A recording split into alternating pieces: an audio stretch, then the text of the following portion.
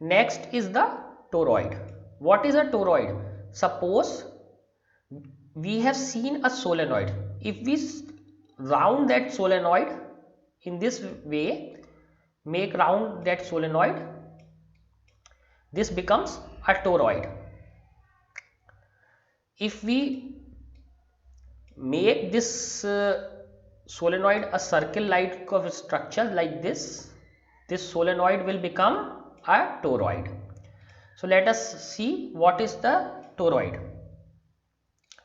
The toroid is a hollow circular ring. So we can see this is a ring kind of structure and it is hollow because these are wires. These are wires. So this is hollow. This is not solid, this is hollow. So a toroid is a hollow circular ring. First thing is this is hollow and circular ring. So we can see this is a circular and ring kind of structure.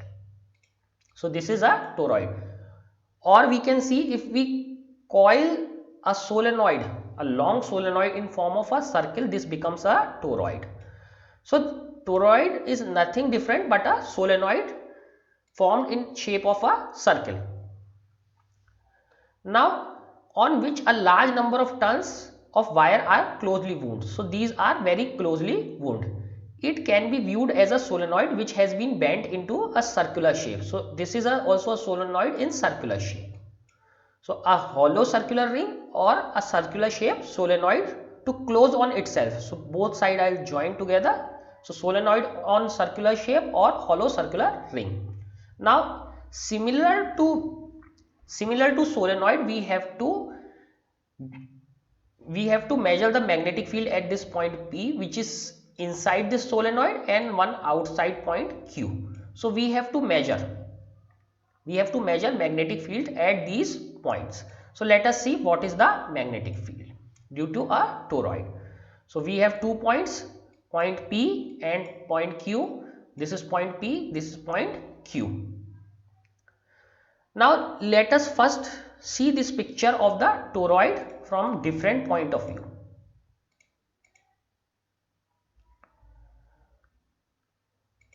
So in figure a toroid carrying a current I is shown that we have already seen. Now let us see this picture.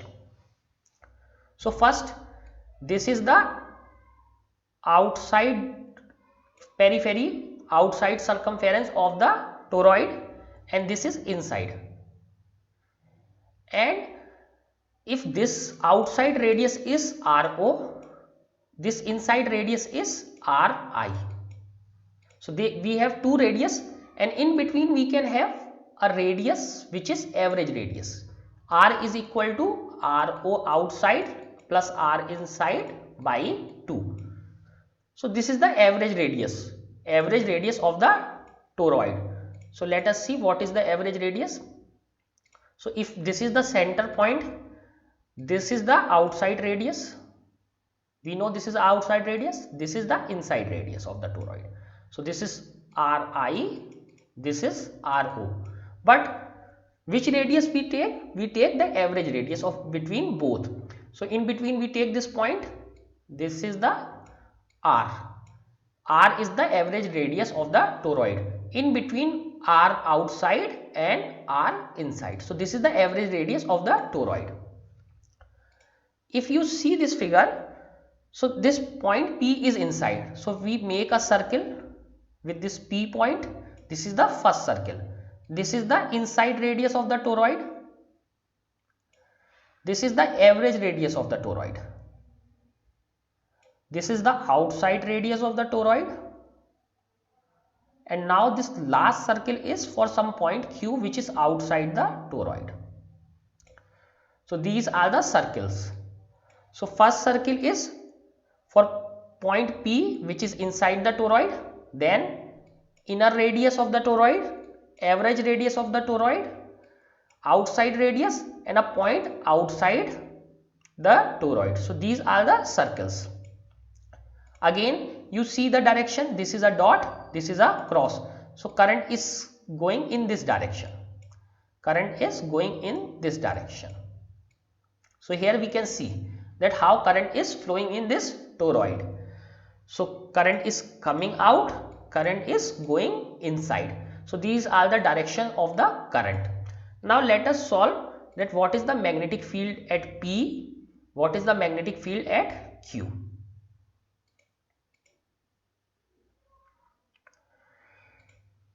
Now the field B inside the toroid is constant in magnitude for ideal toroid closely wound turns. So that we will see in figure 4.9b, this figure, a sectional view of the toroid is shown.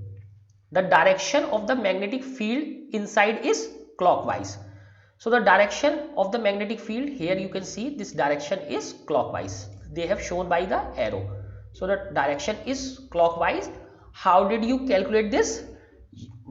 This is the direction of the current and this is also the direction of the current. So what would be the direction? Direction would be something like this.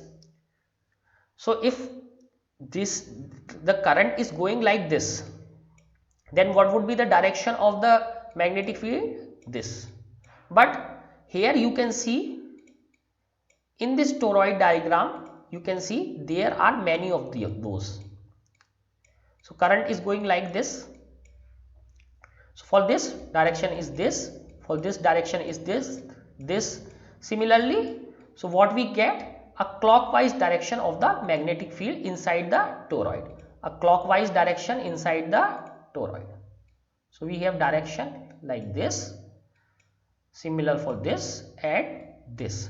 So direction inside the toroid is clockwise. And how did we get this? By right hand thumb rule. 3 circular Amperian loops 1, 2 and 3 are shown. So we have taken 3 circular Amperian loops. So what are these loops? First loop is for a point inside loop 3 when this point is outside the toroid, and third loop, this loop 2, when this point is between these two radius, these two radius of the toroid, when point is between this inner and outer radius of the coil. This is Amperian loop 2. This is when this point is outside this or inside this inner radius also, and third Amperian loop is when this point is outside both the loops or outside the whole toroid. These are shown in dashed line. This is first, this is second, this is third. Now let us calculate. Let the magnetic field along loop 1. So we are calculating for loop 1. So for loop 1 we say the magnetic field is B1 for this loop, this is small loop. Now from Ampere's circuital law, what we have, L is equal to 2 pi r. This length is 2 pi r and the radius we show by r1 because it is loop 1, so radius is r1. So length is, total length is 2 pi r1. So this is 2 pi r1. So length is 2 pi r1. However, the current encloses no current. So if you see, so all the current is outside this loop. Inside this loop there is no current. So current enclosed is 0. So what we have, BL is equal to mu naught I. So B is B1, L is equal to 2 pi R1, mu naught I is 0. So field inside this toroid is 0. Field is 0.